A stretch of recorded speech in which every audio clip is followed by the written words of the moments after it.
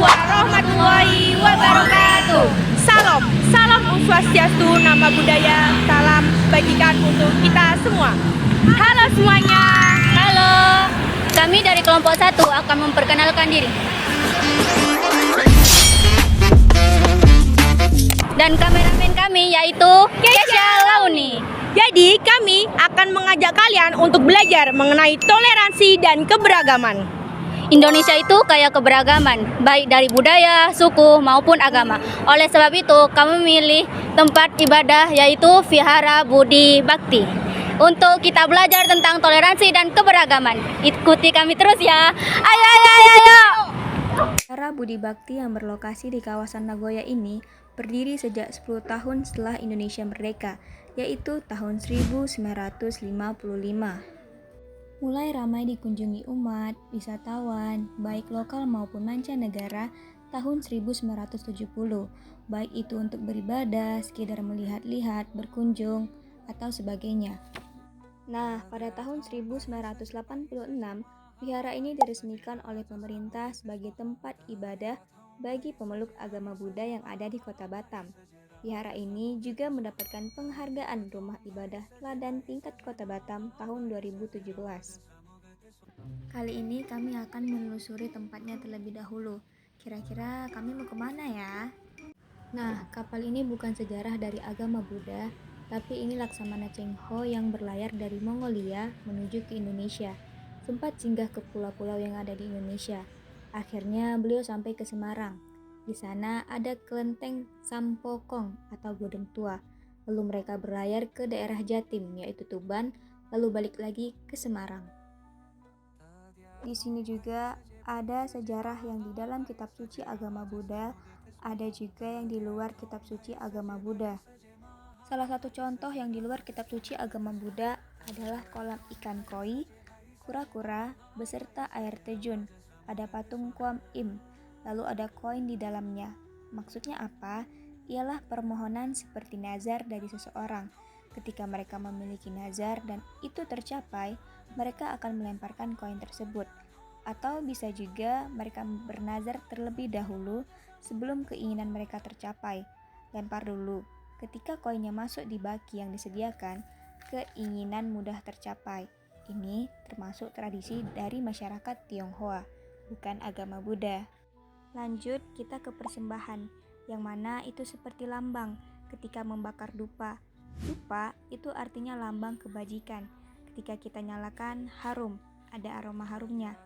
Harumnya kebajikan itu bisa melawan arah angin, tapi kalau harumnya dupa, ya ikut angin. Ketika kita menyalakan dupa, sebaiknya melakukan kebajikan, seperti menolong orang, makhluk, atau menyelamatkan makhluk. Kalau lilin sebagai lambang penerangan.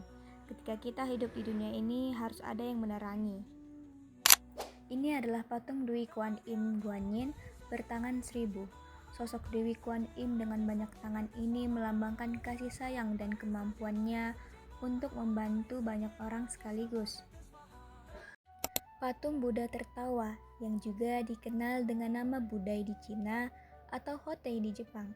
Kehadiran 5 anak kecil di sekelilingnya melambangkan kebahagiaan keluarga, kesuburan, dan nasib baik. Ciri khas, biasanya ia sering digambarkan dengan perut buncit, wajah tertawa lebar, dan membawa kantong kain yang menjadikannya simbol keberuntungan dan kepuasan. Nah, kalau patung-patung hewan ini adalah shio yang berasal dari tradisi Tiongkok. Shio digunakan untuk memprediksi peruntungan, kesehatan, karir, dan jodoh. Ada 12 shio secara berurutan, adalah tikus, kerbau, macan, kelinci, naga, ular, kuda, kambing, monyet, ayam, anjing, dan babi. Masing-masing dari shio memiliki kriteria tersendiri. Kalau boleh tahu, kalau orang Buddha sendiri biasanya mereka beribadahnya tuh hari-hari apa? Kalau umat Buddha beribadah itu dibagi menjadi 2 satu harinya, jadi pagi dan sore hari. Pagi dan sore. Nah, kalau pagi dan sore hari. Untuk ibadah secara bersamanya, apa kalau di Muslim namanya? Berjamaah. Apa? Ya, Kalau untuk ibadah seperti Idul Fitri kami di bulan Mei, di bulan Waisak. Nah, di bulan Waisak itu sholat Id bersama, gitu, bersama keluarga semua masyarakat datang. Kalau di agama Buddha di hari Waisak di bulan Mei biasanya. Itu. Kalau untuk ibadahnya umat Buddha melakukan ibadah sebanyak 2 kali, pagi dan sore hari atau malam. Pagi itu sebelum matahari terbit, malam setelah matahari terbenam. 2 kali. Itu dilakukannya Setiap hari. Kalau untuk bersamanya dalam 1 minggu itu kita boleh ambil dari hari Senin sampai hari Minggu. Pilih. Setiap wihara beda-beda. Ada yang mereka ambil hari Rabu, ada yang ambil hari Sabtu malam Minggu, ada yang ambil hari Senin.